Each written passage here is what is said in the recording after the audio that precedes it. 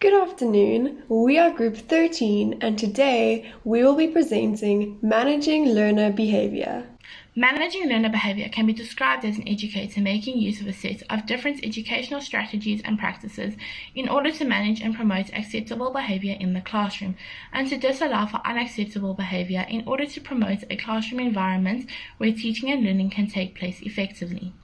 Effective behavior management results in a positive learning environment as well as intrinsic motivation. Therefore, by having an understanding of the overall management and control in the classroom, the educator is able to manage the learner's behavior.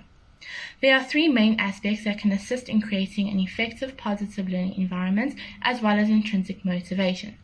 The first is to focus on the learner's reaction, to understand why the learner acts in a specific way, to help the learners understand their own feelings, and to help them understand how their behavior impacts other learners around them and the consequences thereof. Secondly is to focus on the use of different approaches to behavior management, such as motivating and encouraging learners to limit the unwanted behavior. And thirdly is to focus on the awareness of behavioral issues, knowing what sparks certain behavior and to look for the signs and symptoms of these issues, as well as to provide the learners with the necessary support.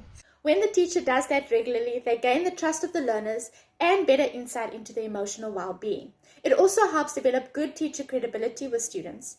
Learners need to know their boundaries and have a clear understanding of their do's and don'ts in order to feel safe and work in a calm classroom environment.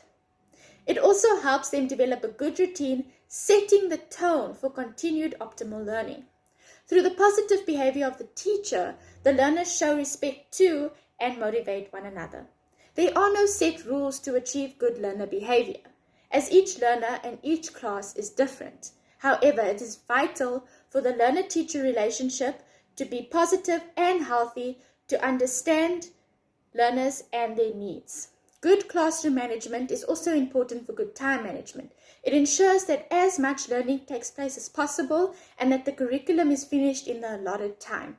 The teacher can focus on teaching without spending too much time addressing instances of bad learner behavior or handling chaos when changing activities, handing out work, doing assessment, and entering and leaving the classroom.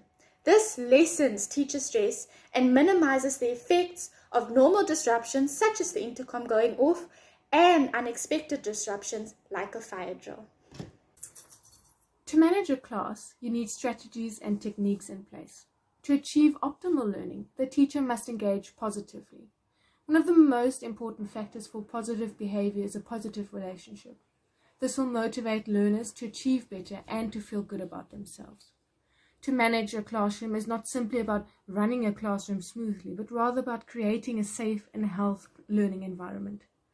Most of learners' behavior is acted upon the teacher's ability or inability to make the learners feel safe and comfortable. Learners need to, however, know their boundaries and clear understandings of do's and don'ts, which also helps them feel safe in their environment. Through positive behavior of teachers, learners will show respect and also behave well. As a teacher, managing learner behavior, there are skills, knowledge, and values that you should have.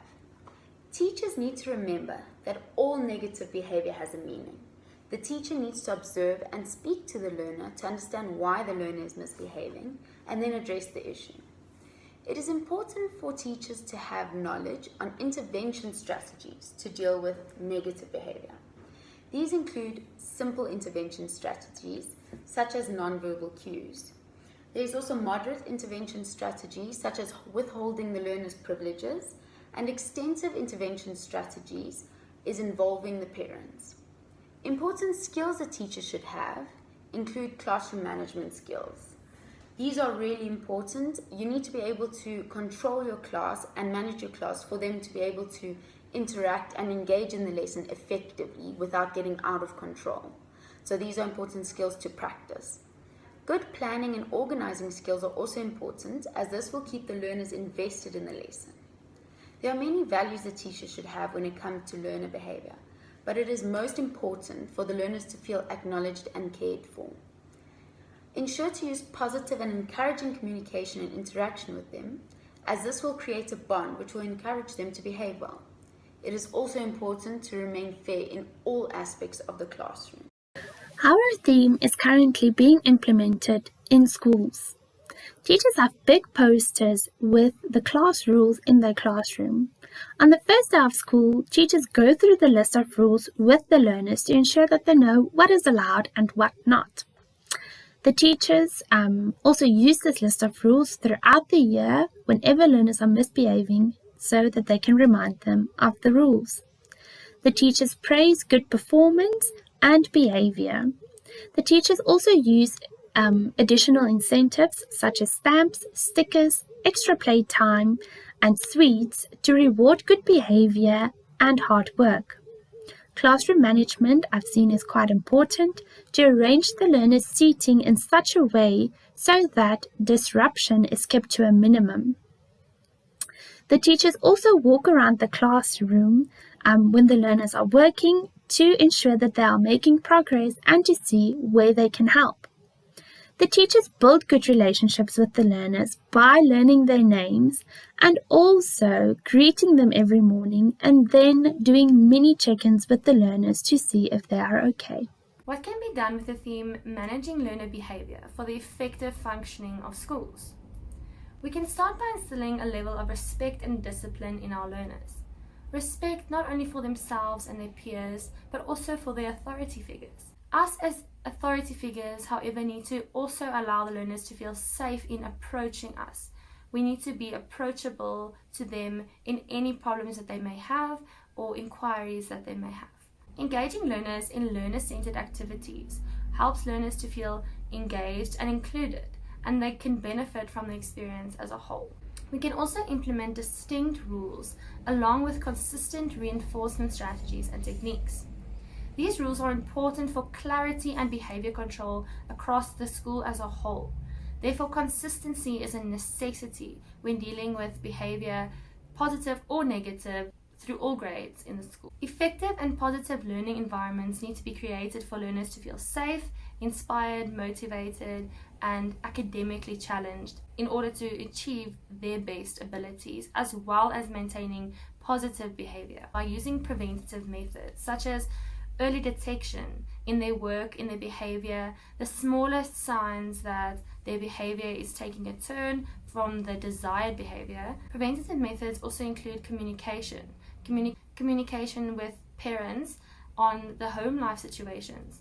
Sometimes learners are going through a struggle at home. By using all of the strategies mentioned above consistently throughout the school as a whole system can ensure that the school runs smoothly and that learner behavior is managed. The way I'm planning on managing learner behavior at my school is to firstly model ideal behavior, such as using polite language, maintaining eye contact while speaking to someone, and not interrupting someone while they are speaking. I will let students help me establish class rules, and then they can make a big poster with the rules on it and display it against the class wall to refer to back to during the year. Encouraging initiative and offering praise will give students a sense of belonging. It will encourage future participation. To get the learner's attention, I will use non-verbal cues like clapping my hands. I will reward positive behavior with stickers or other incentives. And parents will receive letters for good behavior and not only for bad behavior. And lastly, I will address bad behavior the moment or as soon as it happens to prevent it from worsening. There are many examples of resources that we as teachers can use in our classrooms in order to manage learner behavior. On the slide, there are a few examples. The first example is a daily schedule. This is a schedule that shows learners what their days look like, and it is kept up in the classroom throughout the year. The second example is the class rules. This is also kept up throughout the year, and it is accompanied by symbols for those learners who are unable to read. The third example is the bad behavior chart. Learners receive 6 dots at the beginning of the week, and if those 6 dots are still there at the end of the week and have not been taken away due to bad behavior, they are rewarded with something like jumping on the trampoline. The last example is the good behavior chart. Learners receive a dot every time they show good behavior. By the end of the week, the learner who has the most dots on their good behavior chart receives a reward. For example, they are allowed to go to the tuck shop first. Thank you.